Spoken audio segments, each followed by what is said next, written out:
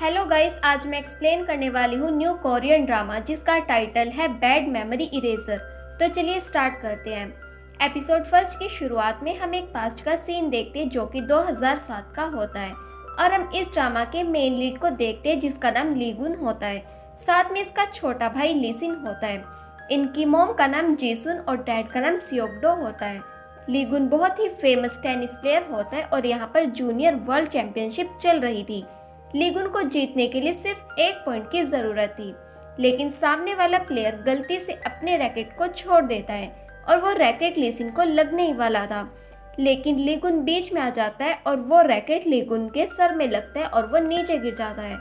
फिर लीगुन हमें बताता है कि वो मेरी लाइफ की सबसे बैड मेमोरी थी। फिर से शिफ्ट होता है प्रेजेंट में और हम लीगुन को प्लेन में देखते हैं, साथ ही उसकी फैमिली भी होती है। ये सब अमेरिका से वापस कोरिया जा रहे थे। इसी प्लेन में हम इस ड्रामा के फीमेल लीड को देखते हैं जिसका नाम जूयोन होता है और ये एक न्यूरो साइकेट्रिस्ट होती है। ये अपनी पढ़ाई कर रही थी और हमें बताती है कि बैड मेमोरी की वजह से बहुत से साइकेट्रिक डिसऑर्डर हो सकते हैं। फिर हम देखते जूयोन ड्रिंक कर रही थी।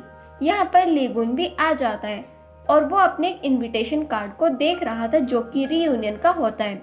वेटर लीगुन के इन्विटेशन कार्ड को देखकर उससे पूछती है कि आप रीयूनियन में जाने वाले हो। लीगुन कहते हैं कि हाँ, और साथ ही वो ये भी कहते हैं कि मैं वहाँ जाकर अपने पहले प्यार से मिलना चाहता हूँ। अगर मैं उसके सामने अपनी फीलिंग्स को कन्फेस करूँगा तो मुझे नहीं लगता कि कोई फ़ायदा है। वो मुझ जैसे लड़के से क्यों प्यार करेगी और हो सकता है वो मुझसे और भी नाराज़ हो जाए। यहाँ पर जूयन भी लीगुन की बातें सुन रही थी। फिर वो ड्रिंक करती है और उसके फेस पर ड्रिंक लग जाती है तो लीगुन उसकी ओर देखता है। जूयन कहती है मेरी तरफ ऐसे मत देखो, मेरा पहले से ही बॉयफ्रेंड है। तो लीगुन वहाँ पर रखे अनार को काफ़ी बुरी तरह से खाने लगता है और वेटर से टिश्यू पेपर मांगता है। फिर वो जूयन को भी इशारा करता है कि अपना फेस साफ कर लो। जब जूयन मिरर में अपना फेस देखती है तो हैरान हो जाती है।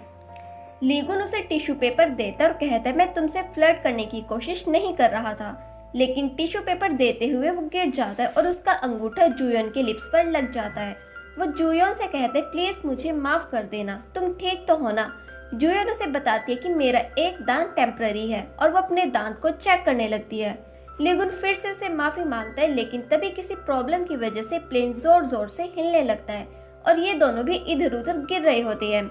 लीगुन नीचे गिरने ही वाला था पर जूयन उसे बचाने के बजाय अपने लैपटॉप को बचाती है और कहती है थैंक गॉड ये बच गया, इसमें बहुत इंपॉर्टेंट डाटा है। वहीं हम लीगुन को देखते जो कि नीचे गिर जाता है। जूयन उसके पास आती है और उसे उठाने की कोशिश करती है, लेकिन लीगुन को अपने सामने एक छोटी लड़की दिखाई दे रही थी जो कि उसका पहला प्यार होता है। फिर वो जूयन से कहते मैं ठीक हूँ, मुझे तुम्हारी हेल्प नहीं चाहिए, तुम यहाँ से जा सकती हो। जूयन यहाँ पर अपना कार्ड रखती है और कहती है अगर तुम्हें मेरी ज़रूरत हो तो मुझे कॉल कर लेना, और फिर वो यहाँ से चली जाती है। उसके बाद लीगुन एक फ्लैशबैक सीन याद करता है और हम देखते हैं लीगुन सोया हुआ था। साथ ही यहाँ पर बाहर लीगुन के पेरेंट्स होते हैं और उसकी दादी भी। ये सब बात कर रहे थे। लीगुन की मॉम कहती है हम चाहते थे कि लीगुन एक बहुत ही अच्छा टेनिस प्लेयर बने, पर अब ऐसा नहीं हो सकता। हमारे पास अब जितने भी पैसे हैं वो हम लीसिन पर लगाने वाले हैं ताकि उसे एक अच्छा कोच मिल सके। लीगुन भी इनकी बातें सुन रहा था। लीगुन की दादी कहती है वो भी बच्चा है, वो तुम्हारे बिना कैसे रहेगा। लेकिन लीगुन की मॉम जीसुन कहती है हमारे पास और कोई ऑप्शन नहीं है, इसलिए कुछ सालों तक आप उसे अपने पास ही रखें। फिर लीगुन के पेरेंट्स लीसिन के साथ यहाँ से चले जाते हैं। लीगुन भी उन्हें रोकने के लिए रोते हुए उनकी गाड़ी के पीछे भागता है और कहता है प्लीज मॉम मुझे छोड़कर मत जाओ। लेकिन भागते हुए लीगुन नीचे गिर जाता है और जिसकी वजह से उसका मेडल पानी में गिर जाता है।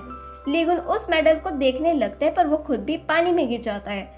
थोड़ी देर बाद हम देखते हैं लीगुन अपनी आंखें खोलता है। उसके सामने एक लड़की होती है, उसने लीगुन को बचा लिया था। वो लीगुन से पूछती है क्या तुम ठीक हो। फिर हम प्रेजेंट का सीन देखते हैं। ये सब एयरपोर्ट पर आ गए थे। यहाँ पर सभी फैंस लीसिन का वेट कर रहे थे, पर उसके पेरेंट्स लीगुन को अपना सारा सामान देते हैं और उसके चेहरे को ढक देते हैं ताकि सभी को ऐसा लगे कि वो ही लीसिन है और लीसिन और इनके पेरेंट्स चुपचाप यहाँ से निकल सके। होता भी ऐसा ही है, सबको लगता है कि यही लीसिन है, लेकिन तभी ये देख लेते हैं कि लीसिन तो दूसरी ओर से जा रहा है। लीगुन भी इनसे बचकर जल्दी जल्दी यहाँ से जाने लगता है, पर सामने जूयन होती है और लीगुन उसे टकरा जाता है। जिस वजह से इनका सामान नीचे गिर जाता है और सूटकेस भी एक्सचेंज हो जाते हैं। वहीं लिसिन और उसके पेरेंट्स गाड़ी में यहाँ से जाने लगते हैं। लिसिन अपने फैन से कहता है फिजिकल और मेंटल बैटल में से हमें एटलीस्ट एक गेम तो जीतनी ही चाहिए। लीगुन भी उसकी ये बात सुनता है और उसे याद आता है कि ये बात तो बचपन में मैंने ही लिसिन से कही थी। फिर हम देखते हैं लिसिन और उसकी फैमिली लीगुन को यहीं पर छोड़कर गाड़ी में यहाँ से चले जाते हैं। फिर हम लिसिन और उसके पेरेंट्स को गाड़ी में देखते हैं।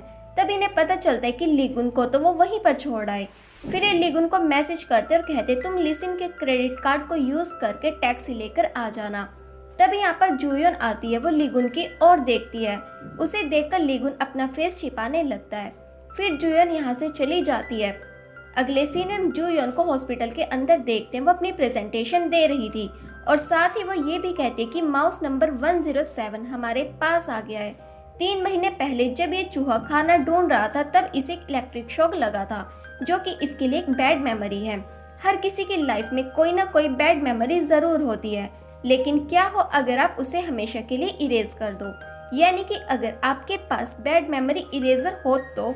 दूसरी तरफ हम लीगुन को देखते हैं जो कि अपने घर जा रहा था और उसे बहुत ही ठंड भी लग रही थी। किसी तरह लीगुन अपने घर पहुंचता है और फिर वो अपने रूम में चला जाता है। उसकी मॉम किमची लेने के लिए उसके रूम में आती है। लीगुन कहते हैं आपने ये फ्रिज मेरे रूम में क्यों रखा है। उसकी मॉम कहती है ये फ्रिज तो पहले से ही यहाँ पर था, तुम खुद ही इस रूम में आए थे। और ये बोलकर उसकी मॉम यहाँ से चली जाती है। फिर लीगुन भी खाना खाने के लिए बाहर आता है। उसका डैड कहता है तुम हमेशा ब्लैक कपड़े ही क्यों पहनते हो, तुम्हें कोई और कलर के कपड़े भी पहनने चाहिए। लीगुन कहता है ओके आई एम सॉरी। लीगुन की मॉम कहती है तुम हमेशा ही सबसे माफी मांगते रहते हो, इसके अलावा भी तुम कुछ बोल लिया करो। फिर लीगुन हमें बताते कि इस फैमिली में उसकी कोई वैल्यू नहीं है। इनके घर में एक डॉग है और लीगुन की वैल्यू उस डॉग से भी नीचे है। लीगुन सोचता है मुझे इस डॉग को सबक सिखाना ही होगा और इसे बताना होगा कि मेरी वैल्यू इससे ज्यादा है। इसलिए वो डॉग के कान में कहता है कि तुम्हारे मॉम डैड नहीं है, तुम्हें कहीं और से लाया गया है। पर ये डॉग लीगुन को काट लेता है। फिर से शिफ्ट होता है और हम जूयन को हॉस्पिटल में देखते हैं। एक प्रोफेसर उसे कहता है कि तुमने बहुत अच्छी प्रेजेंटेशन दी। थोड़ी देर बाद यहाँ पर टेओ आता है। जूयन इसे लाइक करती है और वो टेओ को देखकर बहुत खुश हो जाती है। लेकिन तभी हम देखते हैं उसका एक दांत गिर गया है और ये देखकर बाकी लोग भी शॉक हो जाते हैं। टेओ जूयन से कहता है मैंने सुना है तुमने आज बहुत अच्छी प्रेजेंटेशन दी। जूयन कहती है कि हाँ और वो यहाँ से खिसक जाती है। फिर जूयन डेंटिस्ट के पास आती है और अपना न्यू दांत लगवाती है। उसके बाद जूयन खुद से कहती है अब ठीक है, अब मैं टेओ के साथ डेट पर जा सकती हूँ। दूसरी तरफ हम सभी डॉक्टर्स को देखते हैं जो कि डिनर पर जाने की प्लानिंग कर रहे थे। लेकिन तभी यहाँ पर जूयन आती है और कहती है कोई कहीं नहीं जाएगा, हॉस्पिटल में बहुत ही काम है। तो बाकी डॉक्टर यहाँ से चले जाते हैं। डोंगचिल जूयन से कहता है आप एक साइकेट्रिस्ट हो तो आपको बाकियों के साथ इतना रूड बिहेव नहीं करना चाहिए। जूयन कहती है फिलहाल हमारे लिए काम इम्पोर्टेंट है। डोंगचिल कहते हैं वैसे तुम अमेरिका से वो इम्पोर्टेंट डॉक्यूमेंट तो लेकर आए हो ना। जूयन कहती है कि हाँ बिल्कुल। फिर वो डॉक्यूमेंट देखने के लिए अपना लगेज खोलती है। तब उसे पता चलता है कि उसका लगेज तो एक्सचेंज हो गया है। तो जूयन उस पर लीगन का नाम और कॉन्टैक्ट डिटेल्स देखती है। फिर वो लीगन को कॉल करती है पर वो कॉल नहीं उठाता। वहीं हम लीगन को देखते हैं जो अपने फ्रेंड बोंग से कॉल पर बात कर रहा था जो कि एक टेनिस कोच होता है। वो लीगन से कहता है तुम्हें रीयूनियन में जाना चाहिए, हो सकता है तुम्हें वहाँ तुम्हारा पहला प्यार मिल जाए। लेकिन लीगन कहता है मुझे नहीं लगता वहाँ जाना चाहिए, और अगर मुझे वहाँ मेरा पहला प्यार मिल भी गया तो मुझे नहीं लगता कि वो मुझे लाइक करेगी। बोंग कहते तुम्हारा सेल्फ एस्टीम बहुत ही कम है, तुम्हें इसे हाई करने की ज़रूरत है। बाद में लीगन कार लेकर बिग पिक्चर एजेंसी में आता है जिसके अंदर लीसिन भी काम करता है। अगले सीन में हम लीगन को अंदर देखते हैं। वो वॉशरूम जाता है और वहाँ भी लीसिन का पोस्टर होता है। लीगन कहते हैं हर जगह बस तुम ही तुम क्यों हो, और फिर वो पेन से उसकी आंखें ब्लैक कर देता है। जब लीगन बाहर आता है तो बाहर एक लड़की होती है जिसका नाम सियोन होता है। सियोन कहती तुम तो वही लड़के हो ना, क्या तुम इस एजेंसी के अंदर काम करते हो। लीगन हाँ कहता है। सियोन कहती है क्या तुम फिर से टेनिस खेलने वाले हो, तुमने वर्ल्ड चैंपियनशिप मेडल जीता था, क्या तुम वो मेडल मुझे दिखा सकते हो। लेकिन लीगन कहता है वो मेरे से खो गया। सियोन कहती है कि ठीक है लेकिन तुम्हें मेरे साथ टेनिस खेलना होगा। लीगन भी हाँ कह देता है। लेकिन तभी यहाँ पर इस एजेंसी का CEO आ जाता है। इसका नाम होंगजुन होता है और वो सियोन को यहाँ से ले जाता है। तब यहाँ पर लीसिन आता है और लीगन से कहता है किसी ने मेरी फोटो खराब कर दिया है, वैसे क्या तुम मेरे लिए कोल्ड कॉफ़ी ला सकते हो। फिर लीगन उसके लिए कॉफ़ी लेने के लिए जाता है, तभी उसे जूयन की कॉल आती है। जूयन कहती है हमारा लगेज एक्सचेंज हो गया है। लीगन कहते हैं कि हाँ मुझे इसके बारे में किसी ने बताया था। तो जूयन कहती है फिर तुमने मुझे पहले कॉल क्यों नहीं की। लीगन कहते हैं अभी मैं बिजी हूँ, तुम मुझे अपना एड्रेस सेंड कर देना, 1 वीक के अंदर मैं तुम्हें तुम्हारा लगेज लौटा दूंगा। और वो कॉल कट कर देता है। फिर लीगन लीसिन के लिए कॉफ़ी लेकर जाता है। वहाँ पर होंगजुन के साथ लीसिन की मीटिंग चली हुई थी। वो लीगन को कुछ डॉक्यूमेंट की फोटोकॉपी करने के लिए कहता है जो कि सियोन की हेल्थ रिपोर्ट होती है। फिर सियोन लीगन से कहती है कि तुम मेरे लिए इसे चेक कर सकते हो। लीगन इसे देखते हैं और सियोन से कहते हैं कि तुम्हें नी में चोट लगी थी। ये सुनकर होंगजुन खड़ा हो जाता है और लीगन से कहते हैं ये तुम कैसी बकवास कर रहे हो, अगर तुम लीसिन के भाई नहीं होते तो मैं तुम्हें धक्के मार के यहाँ से बाहर निकाल देता। फिर होंगजुन सभी डॉक्यूमेंट्स को उसके ऊपर फेंकते और कहते इनकी फोटोकॉपी ले आओ। लीगन उन डॉक्यूमेंट्स को उठाता और देखते हैं सब लोग मेरे बारे में ही बात कर रहे हैं। तभी लीगन को अचानक हाथ में दर्द होने लगता है और वो बाहर आ जाता है। अगले सीन में हम जूयन को देखते उसे एक कॉल आती है कि यहाँ पर एक इमरजेंसी पेशेंट आया है। फिर जूयन उसके बारे में नर्स से बात करती है। नर्स उसे बताती है कि उस पेशेंट की कलाई में बहुत दर्द है। तो जूयन कहते फिर आपको प्रोफेसर हान को कहना चाहिए। पर नर्स कहती है ये प्रोफेसर हान का रेगुलर पेशेंट है, लेकिन अभी प्रोफेसर हान हॉस्पिटल में नहीं है। फिर जूयन पेशेंट को चेक करने के लिए आती है और ये लीगन होता है। लीगन पेन की वजह से बहुत चिल्ला रहा था और कहता है मैं 10 सालों से इस पेन में हूँ, आखिर ये कब मेरा पीछा छोड़ेगी, जल्दी से प्रोफेसर हान को बुलाओ। जूयन कहती है आप शांत हो जाओ, मैं आपको पेन किलर देती हूँ। लीगन को देखकर जूयन कहती है आपकी रिस्ट में इतना पेन नहीं है जितना कि आप उसे फील कर रहे हो।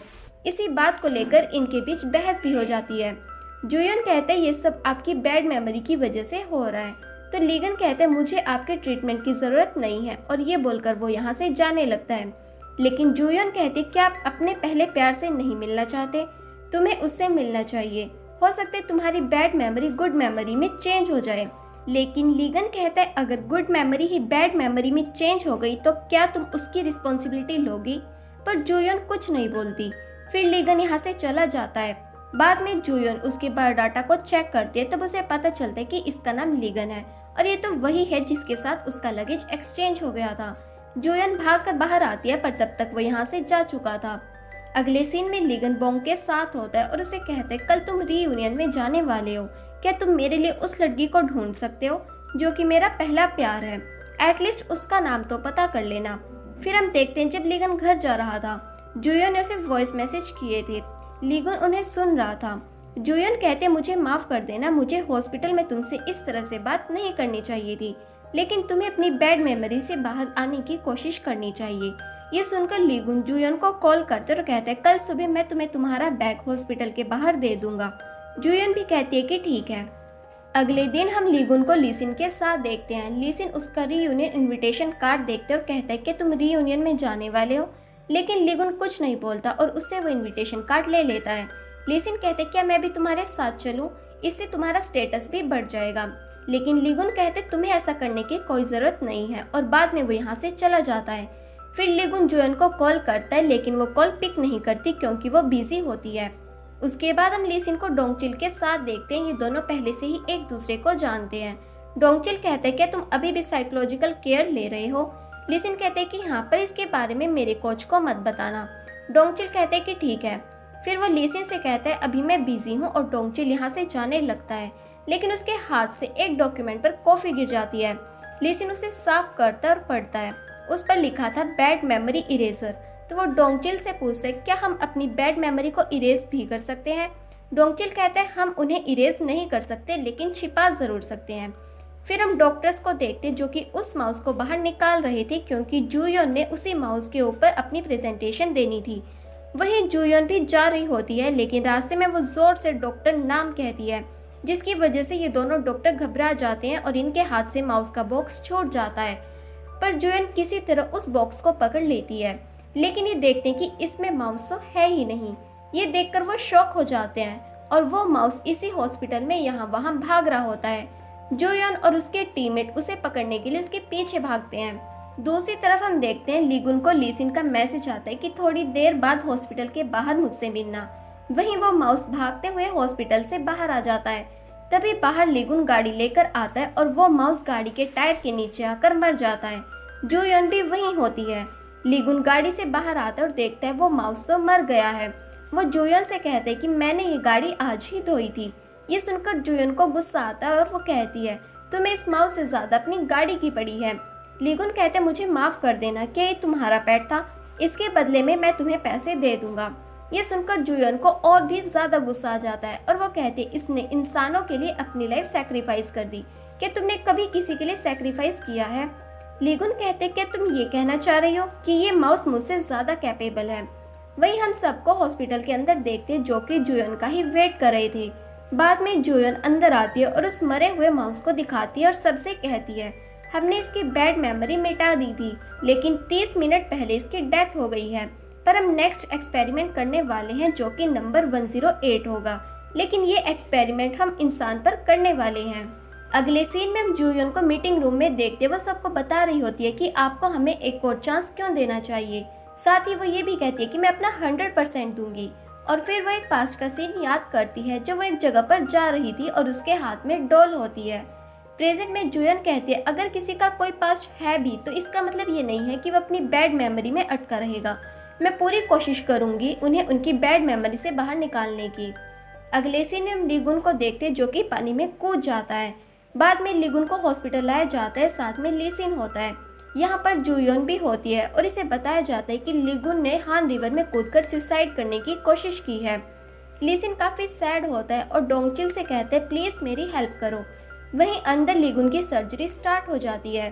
साथ ही यहाँ पर जूयन भी होती है और वो सोचती है कि मैंने किस तरह से लीगुन से बात की थी। फिर वो खुद से कहती है कि ये सब मेरी वजह से हुआ है। सर्जरी के टाइम लीगुन के माइंड में उसके पास्ट के सीन्स चल रहे थे। सर्जरी कंप्लीट होने के बाद हम लीगुन को उसके रूम में देखते हैं। उसे एकदम से होश आता है। तभी यहाँ पर जूयन उससे मिलने आती है। वो लीगुन से पूछती है तुम ठीक तो हो ना, क्या तुमने मुझे पहचान लिया? लीगुन कहता है कि हाँ। फिर वो जूयन के फेस को टच करता है और उसे हग कर लेता है, लेकिन जूयन उसे पीछे करती है और कहती है तुम्हें क्या हो गया है? लीगुन कहते फाइनली हमारी मुलाकात हो ही गई, तुम ही मेरा पहला प्यार हो। और इसी के साथ ये एपिसोड यहीं पर खत्म हुआ। आपको ये वीडियो कैसी लगी कमेंट सेक्शन में ज़रूर बताएं।